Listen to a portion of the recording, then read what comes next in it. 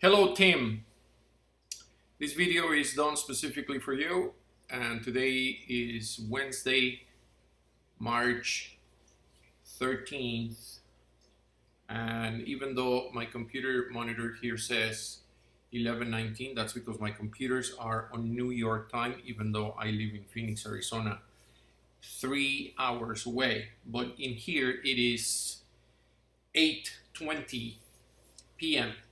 In any event, let's quickly analyze ACB for you. What do I have in here? I have a daily chart. Right here, I have a weekly chart, a monthly chart, and a quarterly chart. And so what you're looking at in here is 4 different time frames that allow you to see the price of the stock in a chart fashion. And you get to see a long term. I get a little distracted because there's things going on over here. So you get to see, for instance, here on the quarterly, you get to see several years worth of data. Basically the beginning of this stock, which was towards the end of 2014. And you can see the price here at 30 some cents. And this thing peaking at 12. Now, if you take a look at the quarterly here, what is the trend from the inception of this stock? Upside. This thing has been trekking up. Now, everything is a zigzag line onto a destination. It's never a very smooth line. There's always pullbacks and continuations. So here on the quarterly, we have a broad look at the price of the stock. If we move down to the monthly chart, we have a little bit more detail. And the reason for that is because here on the quarterly, every one of these lines here represents the activity of the stock in 3-month intervals. Over here in the monthly, each line represents the activity of the price or the stock on a given month. On the weekly, each line represents a week. On the daily, each line represents a day. And so it's, for all intents and purposes, you have to imagine that you're zooming in. So you take a look at the quarterly over here, you have the price go up over here, then it traces back, then it goes up and it creates this top, then we have a pullback, then we have a continuation, another pullback, another continuation. You have this kind of like goalpost, okay, and you don't have a lot of data in here, but if you go to the monthly, here are the 2 goalposts, and you have a little bit more information on a monthly basis on what happened. Then if you go to the weekly, here's the 2 goalposts, and you have a heck of a lot more information, more data, more detail. Every time frame that we go lower, we zoom in. And over here on the daily, we can see the trending on this thing over the last few months. Because over here, even though every line is a month, if you see over here, this is January and February. So the activity from here to here, it's a month's worth of data. Now, if I move this handle back, see this top over here? When I click on it, the crosshairs correlate to the same point on the adjacent charts. I click here on the daily, it correlates to this top over here on the weekly and on the monthly and on the quarterly. So this topping that we have in here is the top of this last high that the price did back in October 16, 2018. So this is just to give you a broad spectrum and understanding of what these charts are like and what they represent. If I keep on moving here on the daily to the past, we're going to find the other goalpost, which is right here. And so in between this top of the price and this top of the price, we had all of this activity And if we go and take a look at that on the daily, you can see all that activity that took place over here. See over here, I go down in here, it's this right here. See? And then the price bottoms out, and then it rallies, then it finally tops out, and then it comes back down. So let's analyze what's going on right now.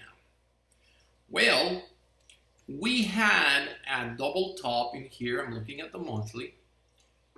And as the price top, and it's on top of that channel, it then retraces back and it touches the bottom of this channel. So right now, we find ourselves on a trend to the upside. The monthly chart, this is another part of my analysis where I use this technical indicator at the bottom over here, the MACD, which is a moving average, and MACD stands for moving average convergence divergence. Unfortunately, I started sending you videos to educate you about what's going on here, but you did not continue your education. You have no idea what you have access to with my videos. My education costed me more than $50,000, and I was giving it to you for free. But you stopped because you don't know what you have. You just think I'm just some Joe Schmo playing Clash Royale over there, and I'm a nobody. And so because of that, you don't really understand the quality information that you're getting over there for free. And I tell you this not to bash you or chastise you, but to shake you up a little bit, to make you understand. Don't waste your time and take advantage of my willingness to help you in this endeavor. If you are at all serious and really interested in understanding and learning about stocks, you should pay attention. Moving on. So we have the MACD in here, which is a moving average convergence divergence. And this indicator allows you to track the trending of the stock. And so when the blue line is pointing in a direction, that means that that is for that period of time the trend. And the larger the time frame, in this case we're looking at a monthly, if the monthly chart, if the indicator, the blue line, is pointing in a direction, that means that the trend is sustaining pretty strong in that direction. So what is the blue line right now doing? Pointing up. It was pointing down during all of this period of time, and during that period of time, the price trekked lower. It was trending to the downside. Take a look at the weekly. The price was going down for a few weeks. Then it found the bottom, and then it finally turned. Over here, the weekly chart also turned to the upside. So what's the monthly doing right now? Pointing up. What's the weekly doing right now? Pointing up. The daily here was pulling back against the established uptrend already indicated by the weekly and monthly charts respectively. And so this is a regression of the channel. Let me try to explain this. See, the price over here bottomed out right there. And it was met with an upside divergence on the indicator. Take a look at how the indicator bottomed at the same levels here, but the price was actually, if we compare indicator bottoms with price bottoms, like this bottom right here with this bottom right there, let me use a circle for that. So this bottom of the price right here with this bottom of the indicator right here, and then the price came down much lower while the indicator was at the same level. So this implies upside pressure, technically speaking. And what did that do? It caused the price from this point to go up right here. Then that tired, and the price came back down again and explored a new low. get rid of all those drawings so that we get back on track. So once we establish, let me draw this bottoming of the price here with the bottoming of the indicator. Now the indicator has an upside divergence here, and this bottoming of the indicator corresponds to this bottoming of the price. And if you project or extrapolate that upside pressure indicated by the blue line over here, it says a lot of upside pressure. So as a consequence of that, the price moves up. And we, at this particular point, see, I click over here and it correlates to this moment on the weekly. So in order to turn the weekly chart to the upside, we need a stick of dynamite on a time frame below it, and that would be this bottoming met with an upside divergence. So the price turns, and ultimately it turns the weekly to the upside, and we then at this particular point in time establish the uptrend, and that also turns the monthly, and so the uptrend is then established. Try to follow me here because I'm building a point, which is this. Let me erase these slides. So now that we understand that we established the uptrend, so the price is now trending up, correct?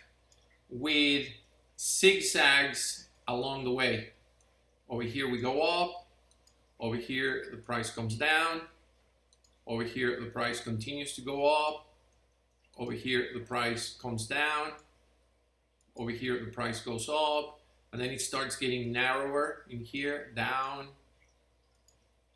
up, and this last one, down. And then the upside that you were talking about. So what is the price doing over here? Zigzagging. Now it's zigzagging inside of a channel. Let's erase these drawings in here, and let me draw another line to paint the channel. So this is the channel long term, and what you have to imagine in here is these two imaginary lines in here, and so every time the price touches the channel on the upside, it regresses and then it comes back down, and then it touches the channel at the bottom, and then it has a continuation. It touches the channel on the top, and then it regresses, touches the channel at the bottom. And so right now we started zigzagging here on a narrower channel, if you will, and so the last pullback we had ended, and we find ourselves in a continuation. Now, while that happened, you have to also continue looking at the daily. So when the price topped out over here, let me do this, delete all these drawings. When the price topped out over here on top of the channel, the daily turned to the downside, and for a brief period of time, for like a couple of weeks, the price trended to the downside, and then it was zigzagging in here in the middle of this little mini trend to the downside. That ends, and while the daily is antagonizing the direction of the weekly that's pointing up, and so the monthly, when that ends and the daily finally turns back up, we have a rather violent move of the price to the upside, and the price wants to do what? Go back and reach the top of this channel. Now, if you take a look at the long-term picture, the long-term picture over here calls for the price to go up and probably eclipse 12 at some point. Now, am I indicating over here a long-term investment? No. This is just an overall analysis of what's going on.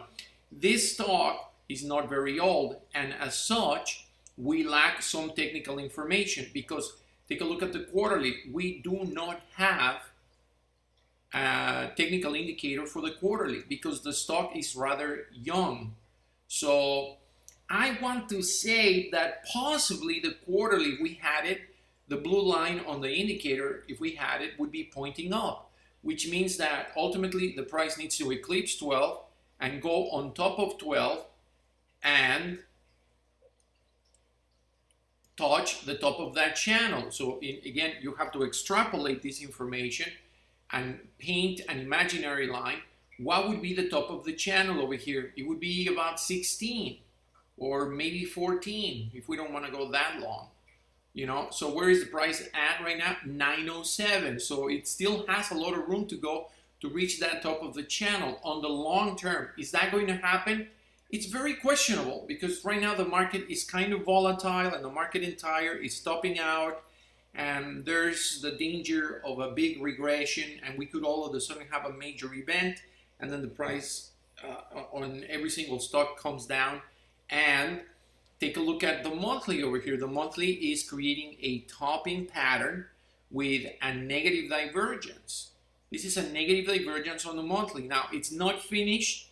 Right now, the direction is still to the upside, and we would need to create some erosion and weakening on the trend on the weekly via a negative divergence on the daily to introduce weakness to this thing and then turn it down.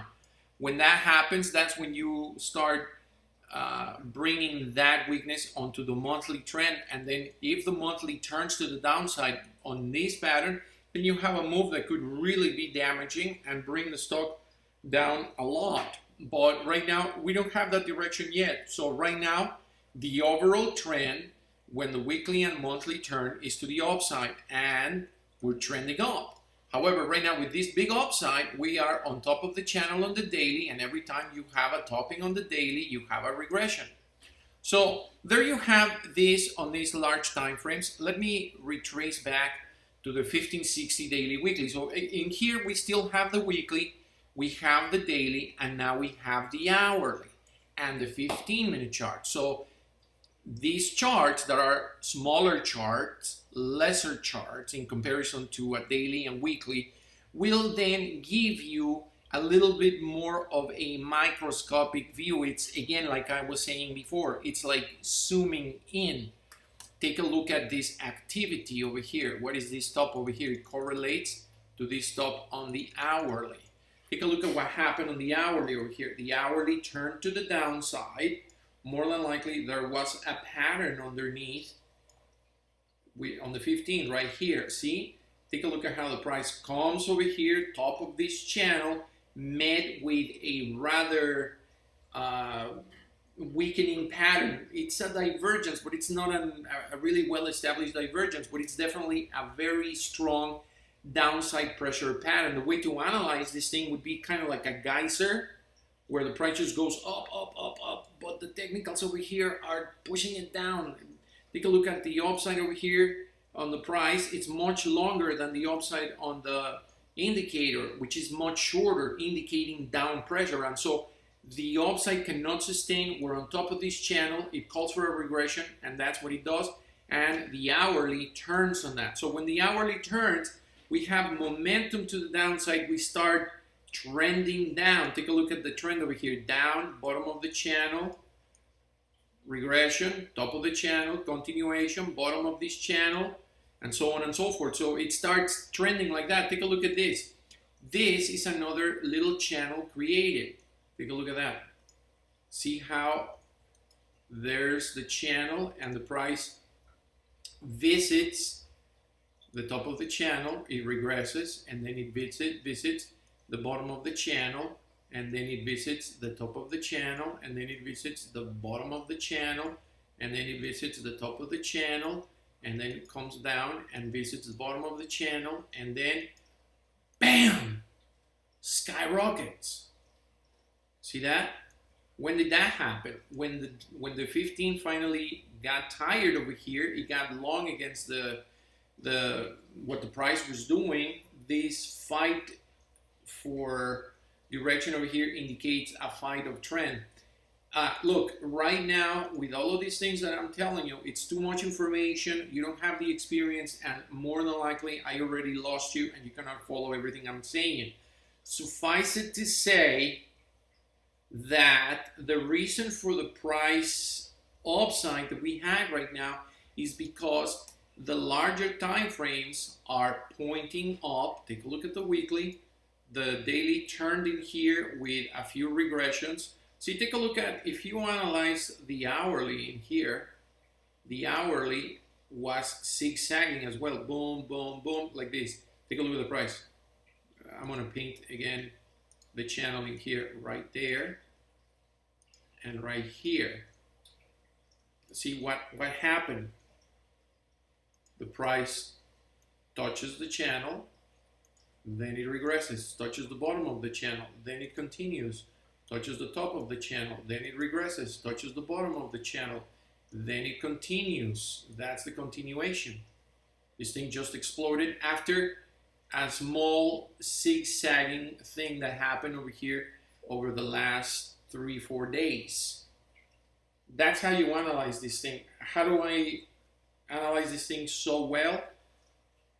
7.5 years of charting experience. And you know how many days I have missed in 7.5 years? 0. I might be playing Clash Royale in the mornings, but I'm playing Clash Royale with my monitor in front of me. So I take breaks, because you go blind looking at charts all the time, but I'm charting all the time. I have probably right now, shoot, I don't know, over 10,000, 12,000, 13,000 hours of charting experience. It's nuts. There's a saying in education that says that 10,000 hours are needed to make master. So I don't want to call myself any names or put myself any titles of grandeur, but what I do have, I'm not afraid to say it, is a lot of experience in charting and understanding trend, channel regressions, technical indicators, and understanding with great degree of precision when the price is going to do a turnaround. And so you ask me, take a look at this. The price is going up because that's the trend right now. The trend is up. Now, the price reached the top in here and it regressed and it's going up again. Right now, we have an enormous amount of upside on the trend. Take a look at the 4-hour chart. Straight up, parabolic to the upside. Take a look at the 2-hour, a rocket. The hourly, a rocket. We start seeing a little bit of decay on the 30-minute chart, and then if I go back to the 15 finally topped, and it pulled back, and it's creating a negative pattern, which might create a little bit of a regression. But the uptrend is too strong, so my short term over here is after a little bit of weakness and maybe some sort of pullback over here like that, you know, we might have another go to the upside until we introduce more weakness to the hourly. I'm not saying that you should buy this or not buy it. I'm giving you a very sound, logical analysis of what's going on, but this is by no means a call for investing. I want to make that clear. First of all, this is not a stock that I follow closely. Second of all, I basically just focus on major indexes or blue chip companies that have good options, good volumes, small spreads between bid and ask on their options. And this ticker over here, I don't necessarily like for the type of trading that I do, which is day trading of sorts. Now, on a last note, and with this I will conclude this video, I will say this. The channel regressions that I was explaining to you, and I will paint them, you can actually paint them by using this regression channel, like that, and it will paint them for you. See? See? Over here? Everywhere. They're everywhere. The channel regressions are a tool that allow you to have a guideline for when the price is about to turn around. It is not perfect, okay? It's not mathematically perfect. It is a guideline. So how do you finesse and how do you achieve perfection? By doing sound technical analysis using a technical indicator like the moving average, convergence, divergence, MACD that I use in here. And that is in itself another monster that you need to educate yourself to understand fully. This is why you should pay attention and continue your education. You know, the world belongs to those people that are committed. People that say they are going to do something and they do it. And I love you and you're my friend. And I enjoy our chats and our Clash Royale gaming and everything. But in many instances, you have said that you're going to do something and you don't do it. You said that you were going to play Don't Starve in January. It is March. We never played it. It's okay. I don't need to play Don't Starve with you. You didn't like it. You didn't do it. But you said that you were going to do it and you didn't. That transfers to the real world. If you are really interested in trading, and you say you're going to do something, do it. Because otherwise, what is this? A hobby of yours? You're just going to be one guy like the rest of them, looking at stocks and seeing others make millions. And, you know, right now you know me. I'm not a millionaire yet, but I've been working on my craft for 7 years. So it stands to reason that at some point I'm going to have my breakthrough and I will become a millionaire from one day to the next, basically. It's probably not going to be one day to the next. I'm just paraphrasing, but, you know, I could really become incredibly, fabulously wealthy within 12 months. And to most people, it's going to seem like an overnight success. It's not going to be an overnight success. It's the result of a lot of heartache, pain, sacrifice, study, dedication, charting experience, and thousands upon thousands of hours of doing my craft. And so the reason I tell you this with so much emphasis is because I like you. If I didn't like you, I wouldn't give a shit. And I wouldn't be doing this video for you. Why would I spend, how long is this? I don't know, a half hour? I wouldn't do it.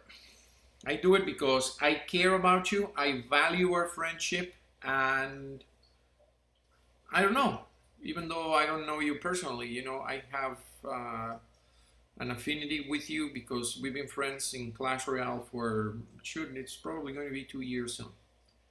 So with that said, do what you say you're going to do. And the gist of this thing is, for crying out loud, you should pay attention to these classes that I'm trying to give you for free. You stop asking me for the videos. That means that you're not watching them. What could be more important than that? When are these videos going to be valuable for you? When I'm a millionaire, then you're going to be in a hurry to do it.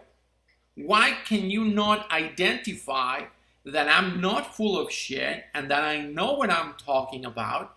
And why do I have to be a millionaire for these videos to actually be valuable?